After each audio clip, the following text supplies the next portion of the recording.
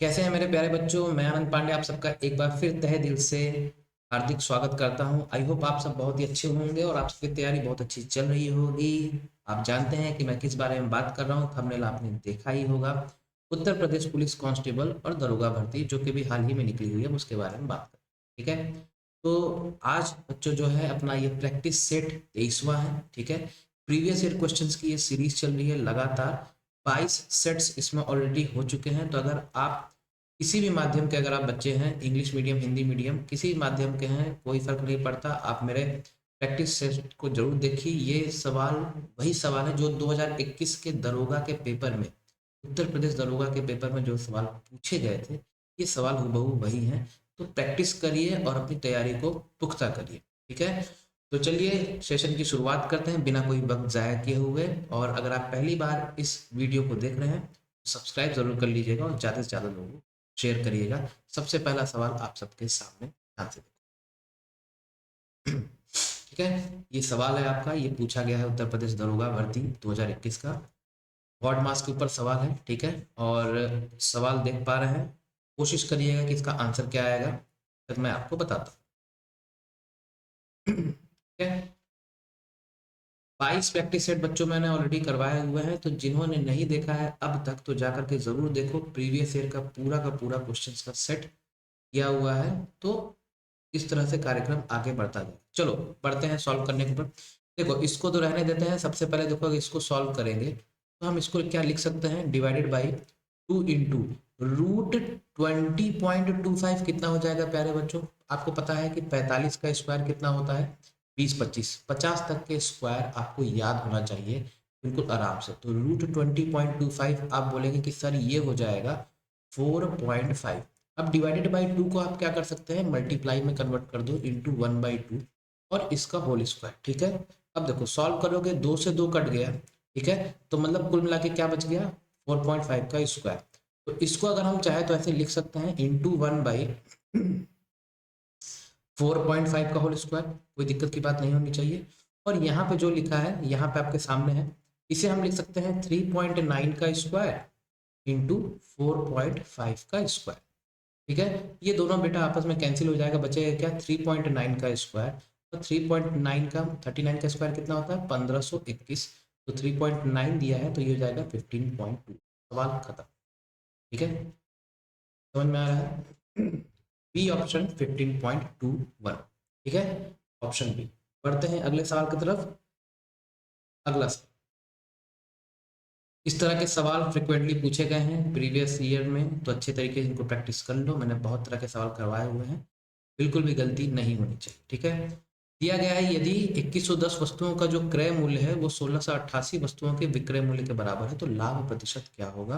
कुछ नहीं करना है, सीधे सीधे देखो कितना 2110 का क्रय मूल्य जो है वो 1688 के विक्रय मूल्य के बराबर। ठीक है, तो कुछ नहीं करना है, सबसे पहले इनका रेशियो ले लो। पहले देखो चीजें कैंसिल कर लो जो जो हो जा रही है। देखो 2 से कैंसिल करना चाहोगे तो 2 10 या 20, 1 1 2 5 जा 10, 1 0 2 5 जा 10। ठीक है, इसको देखो 2 8 जा 16, 2 4 जाए 2 4 जाए।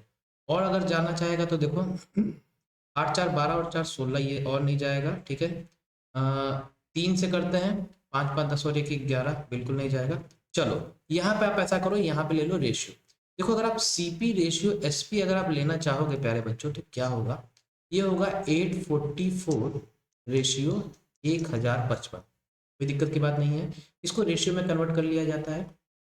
अब देखो सीपी कितना है 844, एसपी कितना है 1055, तो जाहिर सी बात है क्या होगा, गेन होगा। ठीक है, कितने का गेन होगा तो ध्यान से देखो, 5 में से 4 1, 5 में से 4 1, 10 में से 8। तो ये कितने का लाभ हो रहा है, लाभ हो रहा है 211 का, लेकिन हमको लाभ प्रतिशत बता। तो गेन परसेंट क्या हो जाएगा, गेन परसेंट हो जाएगा gain by C P into 100, पता ही होगा आपको। ठीक है, गेन कितने का है 211 का, कॉस्ट प्राइस कितना है 844 यानी कि 844 और इंटू 100 कर दो। देखो इसको सॉल्व करोगे ये सीधे सीधे 4 बार में जाएगा और ये आप देखेंगे तो ये सीधे सीधे 25 बार में जाएगा। मतलब आंसर जो आएगा प्यारे बच्चों कितना आएगा 25%। क्लियर है, समझ में आ रहा है। ऑप्शन ए जो होगा इसका होगा आंसर। ठीक है, कभी भी इस तरह के सवाल आए सीपीएसपी वाले सवाल, ताकि पर्टिकुलर सवाल कभी भी पूछे तो आप उनको रेशियो में कन्वर्ट कर लीजिए, ये सबसे कारगर तरीका होता है। स्क्रीनशॉट ले लेना। पढ़ते हैं अगले सवाल। ये सवाल काफी चर्चा का विषय रहता है। इस तरह के सवाल जब कभी भी आते हैं, दो तरह के बच्चे मिलेंगे आपको। एक वो जो इस तरह के सवाल देखते ही छोड़ देंगे, और दूसरे वो जो इस सवाल का ट्रिक जानते हैं। मैं आपको ट्रिक बताता हूँ जिसके द्वारा आप इस सवाल को बड़े आसानी से, कभी भी ऐसा सवाल पूछे आप बड़े आसानी से कर सकते हैं। कैसे करना है ध्यान से सुनो। सबसे पहले सवाल पढ़ते हैं। When a positive number n is divided by 12 then it leaves a remainder of 4। अब वही पूछा है कि when 8n is divided by the same number then find the remainder. ठीक है, सवाल आप लोग समझ गए होंगे। अब याद रखो, आपने बचपन में पढ़ा होगा कि डिविडेंड बराबर क्या होता है, डिवीजर इनटू कोशेंट, ठीक है, और प्लस रिमाइंडर। ये पढ़ा होगा आपने। बस हमें इसी चीज का बेटा यूज करना है इस तरह के सवालों। देखो डिविडेंड बेटा क्या हो गया, एन, ठीक है। एन क्या बोला है, किससे डिवाइड किया जा रहा है, 12 से। कोशेंट को हम मान लेते हैं क्यू, और प्लस रिमाइंडर कितना दिया गया है, 4। ये आपके पास एक इक्वेशन आ गया। कभी भी इस तरह का सवाल है प्यारे बच्चों, याद रखे रहो हमेशा, हमेशा आप क्या करो, क्यू को आप 1 मान के चलो। क्या मान के चलो, क्यू को 1 मान के चलो, एन अपने आप निकल आएगा। अगर आप क्यू को एन 1 मानते हैं तो एन बराबर क्या हो जाएगा, 12 इंटू 1 12 प्लस 4 बराबर कितना हो गया पहले बच्चों, 16।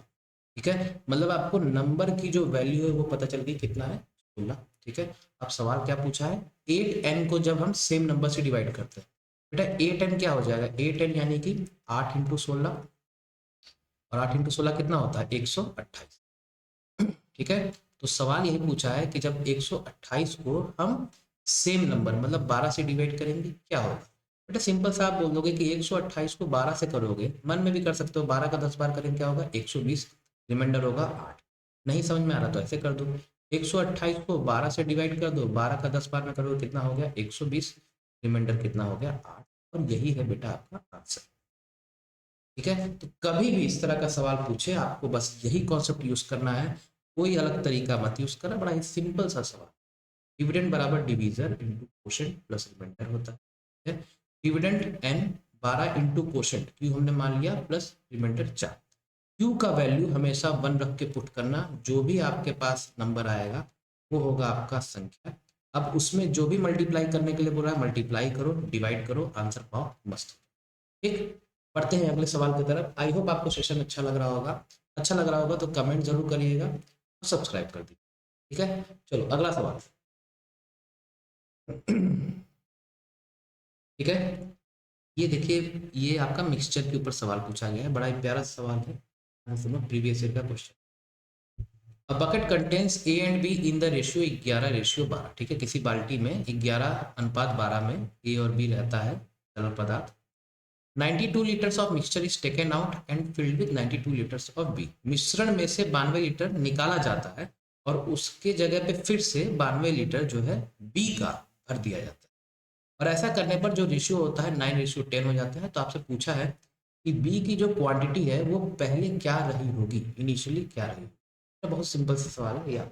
देखो, सबसे पहली बात, ए रेशियो बी जितना बता रहा हूँ बस उतना लिखना है, अलग से ज्यादा कुछ ओवर राइटिंग करने की जरूरत नहीं। देखो पहले कितना था, ठीक है ना, पहले यानी कि मैं इसको कर दे रहा हूँ बिफोर, और ये क्या है बेटा, ये हो गया आफ्टर। ठीक है, बिफोर और आफ्टर। ठीक है, पहले कितना था प्यारे बच्चों, 11:12 का।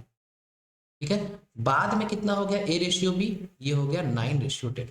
अब एक बात, कभी भी इस तरह के सवाल पूछा जाए हमेशा याद करो, यहाँ पे क्या कहीं भी ए के बारे में चर्चा की गई है, नहीं की गई है।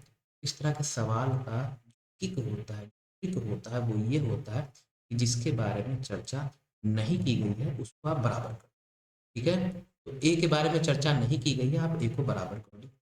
11 और 9 का क्या करो, एलसीएम ले लो। कुछ नहीं करना है, एलसीएम लेना नहीं आता है, कुल मिला क्या करो, 11 को 9 से मल्टीप्लाई कर दो, 9 को 11 से। ठीक है, 11 इंटू 9 कर दो, 9 इंटू 11 कर दो। ठीक है, अब यहाँ पे 9 से मल्टीप्लाई किए हो तो बैलेंस करने के लिए यहाँ भी 9 से मल्टीप्लाई करना पड़ेगा। यहाँ पे 11 से मल्टीप्लाई किए हो तो यहाँ पर भी 11 से मल्टीप्लाई करना पड़ेगा। ठीक है, अब देखो ध्यान से, ये जो रेशियो होगा ये चेंज होकर क्या हो जाएगा प्यारे बच्चों, ये जो होगा ये हो जाएगा 99/108 और ये कितना हो जाएगा 99/110। बात समझ में आ रहा है? आई होप कोई दिक्कत नहीं होना चाहिए। ठीक है, अब देखो ध्यान से, बोला क्या गया है, 92 लीटर मिक्सचर निकाला जाता है और उसकी जगह 92 लीटर बी भरा जाता है। दोनों मुद्दे के बारे में बात करते हैं। 92 जब निकाला गया तो बी कितना रहा होगा? ठीक है, जब 92 जब क्या कहते हैं निकाला गया, मतलब जब आउट किया गया, तो उसमें बी कितना रहा होगा? तो बी का जो मिश्रण रहा होगा वो कितना रहा होगा? 12 कितना है बी का? 12/11 + 12 कितना हो गया बेटा? 23। और टोटल कितना है? 92। आई होप आपको ये रेशियो अगर आपने अच्छे से पढ़ा है तो ये चीज समझ में आ रही होगी। ठीक है, 23 का 4 बार में मतलब जो बी निकाला गया वो कितना था प्यारे बच्चों? 48। ठीक है, अब पूछा गया है कि 92 लीटर उसमें दोबारा डाल दिया जाता है बी का, तो हमें बताना है बी का पहले कितना वैल्यू रहा। देखो बी में दोनों में देखो गैप देखो कितना है? 2 यूनिट का। ठीक है, तो यही तो बोला जा रहा है कि 92 लीटर्स डाला जा रहा है, तो जो 92 लीटर्स बी का डाला जा रहा है वो किसके बराबर है? 2 यूनिट के बराबर है। अगर 2 यूनिट का वैल्यू है 92 लीटर, तो 1 यूनिट का वैल्यू कितना हो गया? आप बड़े प्यार से बोल दोगे सर ये होगा 46 लीटर। ठीक है, तो पूछा है कि इनिशियली कितना रहा होगा, पहले कितना रहा होगा, तो मैंने बताया है बी का पहले वाला क्या होगा? 108। ठीक है, तो बी की जो क्वांटिटी होगी इनिशियली वो क्या होगा प्यारे बच्चों? ध्यान से। ठीक है, 108 यूनिट इंटू, अगर 1 यूनिट का मान 46 है तो 108 यूनिट का मान कितना हो जाएगा? 108 इंटू 46। ठीक है, यहाँ पे रुकना नहीं है, एक और चीज, एक और, जो पहले जो 48 लीटर जो आपने बी निकाला था उसको भी जोड़ दीजिएगा प्लस 48। इस पूरे को सॉल्व करोगे, दिक्कत नहीं होनी चाहिए, आपका जो आंसर आएगा बड़े प्यार से आएगा 50/16। समझ में आ रहा है? तो जिसके बारे में नहीं दिया है उसको बराबर करो। ठीक है, जो एक्स्ट्रा जो जुड़ा गया है उसका यूनिट से कंपेयर करोगे, 1 यूनिट का मान निकल जाएगा, रेस्पेक्टिवली सॉल्व कर दोगे, आंसर। ठीक, चलो आगे बढ़ते हैं, अगला सवाल। आई होप सवाल अच्छा लगा होगा, सेशन सही लग रहा होगा। देखो इसमें कई सारे सवाल बच्चे हैं, मैंने आपको इंपॉर्टेंट सवाल दिए क्योंकि कई सारे सवाल ऐसे थे जो रिपीटेड थे, तो एक वेरिएशन नहीं रहता, इसलिए मैंने आपको अलग अलग तरह के सवाल दिए हैं। जो भी सवाल पुराना मैंने करवाया हुआ है उसको मैंने रिपीट नहीं किया है क्योंकि थोड़ा वेरिएशन रहना बहुत जरूरी है। ठीक है, आई होप आप समझ रहे होंगे। ठीक है, देखो ध्यान से देखो अब ये वाला सवाल, इसमें बेटा पूछा है कुल मिलाकर के एवरेज स्पीड। ठीक है ना बेटा, कभी भी एवरेज स्पीड के बारे में पूछे, मुझे नहीं पता कि आप लोग पहली बार तैयारी कर रहे हैं या बहुत टाइम से कर रहे हैं, लेकिन एवरेज स्पीड का एक फॉर्मूला याद रखे रहो।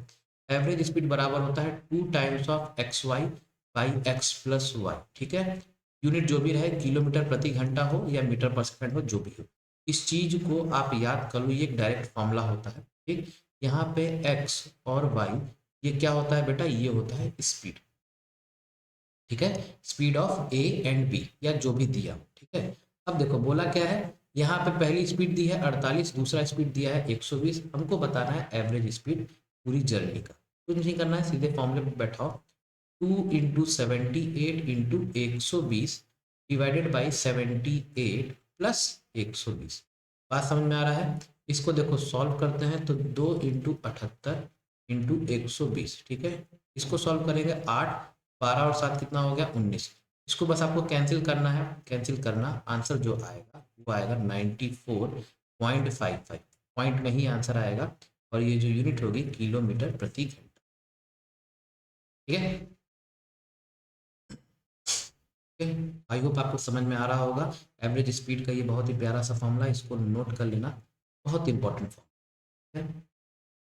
समझ में आ रहा है? कभी भी एवरेज स्पीड के बारे में पूछा जाए, अगर दोनों जो वैल्यूज हैं वो स्पीड दे करके रखी गई हो, डायरेक्ट आप इस फॉर्मूले को यूज करो, आंसर पाओ।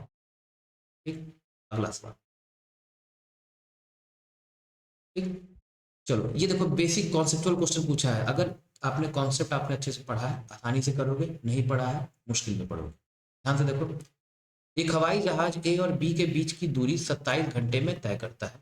ठीक है, यदि हवाई जहाज की गति में 280 किलोमीटर प्रति घंटे की कमी होती है तो उसी दूरी को तय करने में 32 घंटे लगते हैं। तो ए और बी के बीच की दूरी ज्ञात करें। बेटा एक चीज इस पूरे सवाल से आपको क्या पता चला होगा कि डिस्टेंस मतलब जो दूरी है, जो डिस्टेंस है वो क्या है, कांस्टेंट। ठीक है, वो क्या है, कांस्टेंट। मतलब दूरी कहीं भी नहीं बदल रही है। बात समझ में आ रहा है। और आपने बड़े प्यार से आपने एक फॉर्मूला पढ़ा होगा बड़े इत्मीनान से कि स्पीड बराबर क्या होता है, डिस्टेंस बाई टाइम। अगर डिस्टेंस हमारा क्या कहते हैं कांस्टेंट हो गया तो इसका मतलब क्या है कि जो चाल है वो सीधे सीधे किस पे डिपेंड करेगा, समय पर। और वो भी कैसा, इनवर्सली प्रोपोर्शनल। ठीक है, तो हम यहाँ पे क्या करेंगे, जब डिस्टेंस कांस्टेंट होता है ऐसे लिखो बड़े प्यार से स्पीड और टाइम, क्योंकि डिस्टेंस से तो कोई मतलब ही नहीं है। और यहाँ पे लिखो पहले और बाद। ठीक है, ऐसे ही करके करना। ठीक है, इसका हम क्या कहते हैं, देखो हिसाब किताब। देखो पहले कितना समय लग रहा है, जब पहले समय लग रहा है 27 घंटा। ठीक है, 27 घंटा, ये हम लेते हैं रेशियो। ठीक है ना, हम क्या लेते हैं, रेशियो। रेशियो मेथड सबसे बेस्ट मेथड होता है। और फिर बाद में स्पीड ऑफ फ्लाइट को जब क्या कहते हैं 280 किलोमीटर कम किया जा रहा है किलोमीटर प्रति घंटा से, तो उसी दूरी को कवर करने में 32 घंटा लगा। तो पहले 27 लग रहा था, अब 32 लग रहा है। तो चूंकि इन्वर्सली प्रोपोर्शनल है तो ये क्या हो जाएगा, स्पीड 32 हो जाएगा और ये जो है क्या कितना हो जाएगा, 27। ठीक है, ये इन्वर्सली में ऐसे हो जाता है रेशियो, कोई दिक्कत की बात नहीं होनी चाहिए। अब देखो ध्यान से, बोला क्या है, स्पीड कितना कम हो रहा है, 280 किलोमीटर प्रति घंटा। क्या आप भी देख सकते हो स्पीड पहले कितना था, 32, अब कितना है, 27। मतलब स्पीड कितना कम हुआ है बेटा, 5 यूनिट। और क्या 5 यूनिट का वैल्यू भी दिया हुआ है 280। मतलब आप बोल सकते हैं कि 1 यूनिट का वैल्यू कितना हो जाएगा, 1 यूनिट का वैल्यू हो जाएगा 280/5, यानी कि 5 5 या 25, 30 5 6 या 30। 1 यूनिट का वैल्यू हो गया 56 किलोमीटर पर आवर। ठीक, बड़े आराम से इत्मीनान से समझा रहा हूँ, कोई हड़बड़ी नहीं है, अच्छे तरीके से समझ। ठीक है, अब पूछा है कि डिस्टेंस क्या हो जाएगा, ए और बी। बेटा डिस्टेंस क्या होता है, डिस्टेंस होता है स्पीड इनटू टाइम। कोई भी ले लो, आप इसको मल्टीप्लाई करो चाहे इसको मल्टीप्लाई करो, बात एक ही है। 1 यूनिट का आपको वैल्यू मिल गया है, आपको ये पूरे का बताना क्या करोगे। मान लो हम पहले वाला लेकर के चले, डिस्टेंस तो फिक्स है, तो ये हो जाएगा 32 इंटू 27। ठीक है, ये हो गया स्पीड, ये हो गया टाइम। अब 1 यूनिट का वैल्यू अगर 56 किलोमीटर पर आवर है तो इतने यूनिट का वैल्यू कितना होगा, multiplied by 56 kilometre per hour.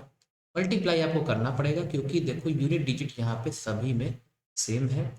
Solve करके देखना, आपका जो आंसर आएगा वो आएगा 48,384 किलोमीटर।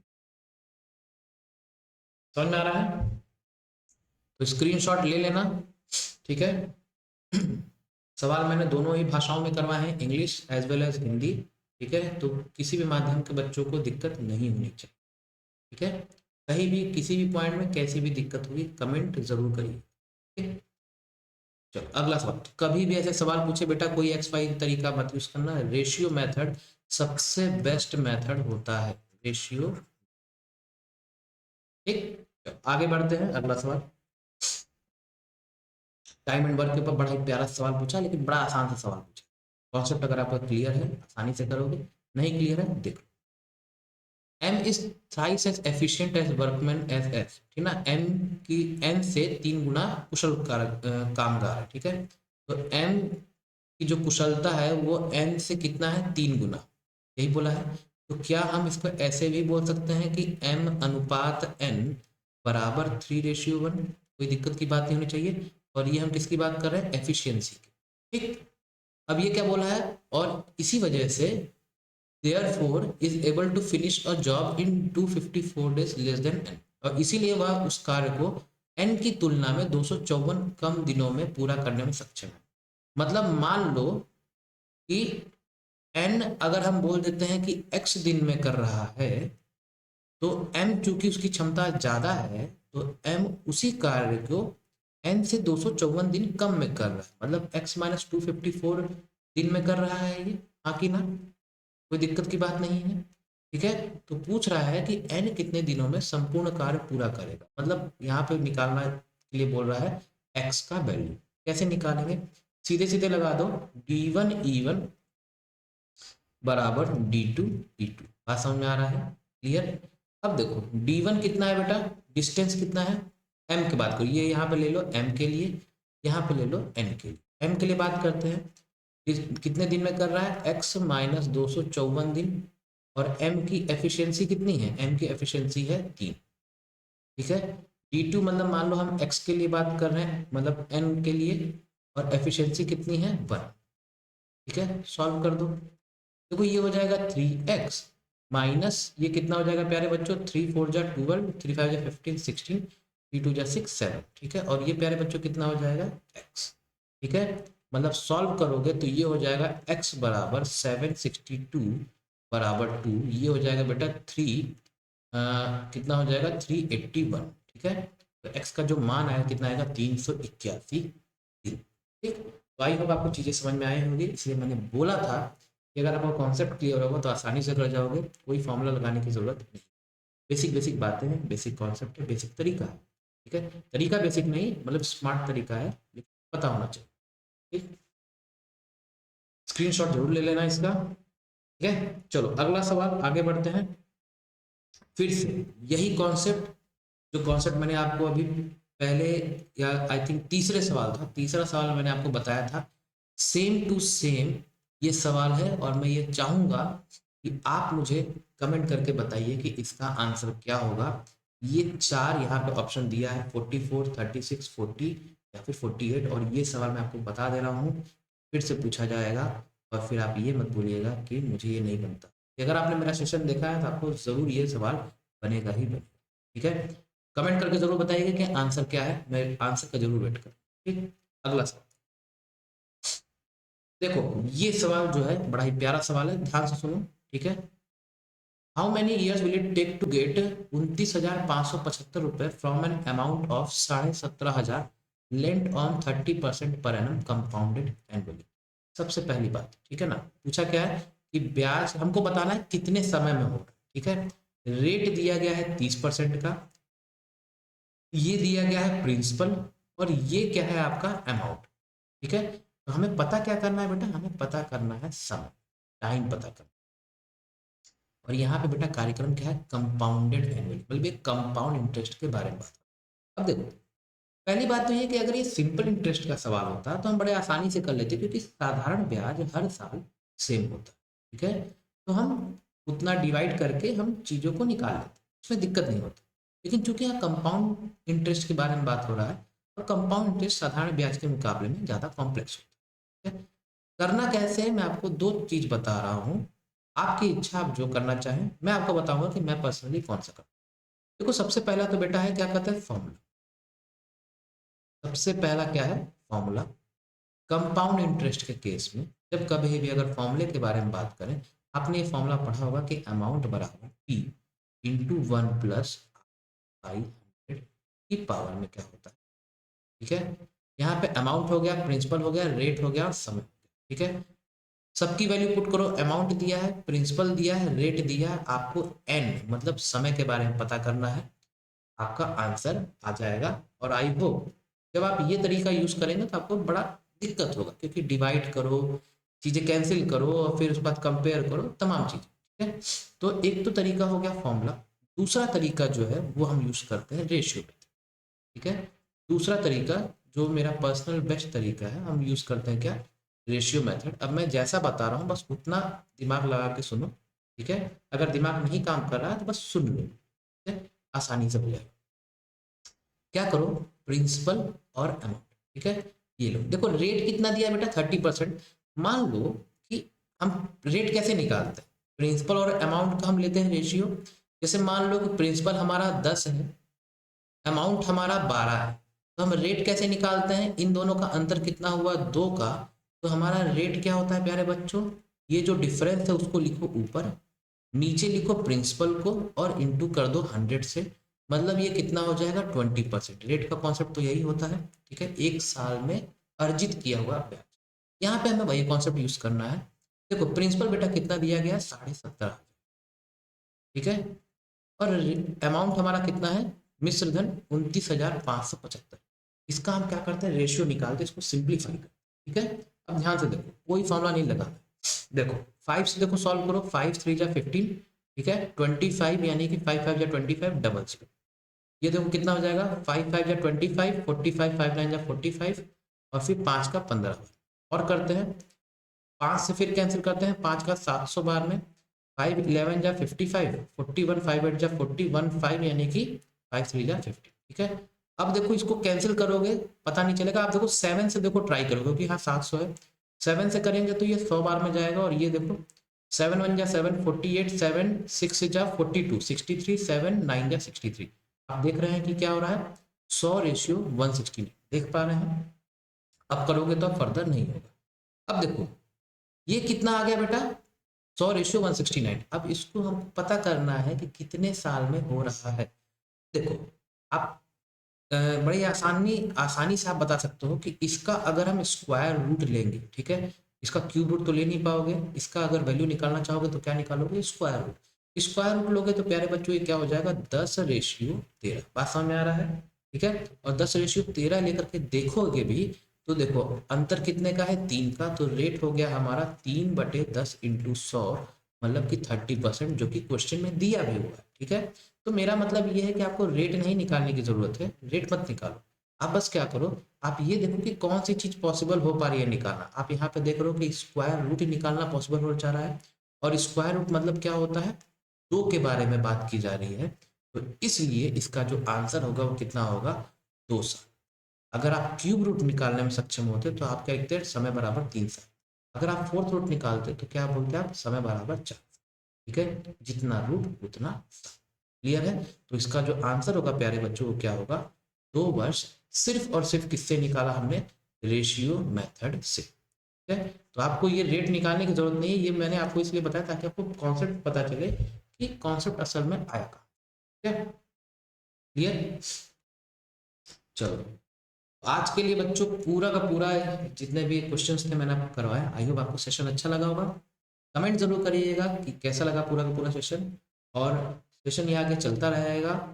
ज़्यादा से ज़्यादा लोगों बच्चों शेयर भी करिएगा, छोटा सा परिवार धीरे धीरे बड़ा होता जाए, हम सब मिल के खूब मेहनत करेंगे। आज के लिए इतना ही, फिर मिलते हैं अगले सेशन में, तब तक के लिए बहुत बहुत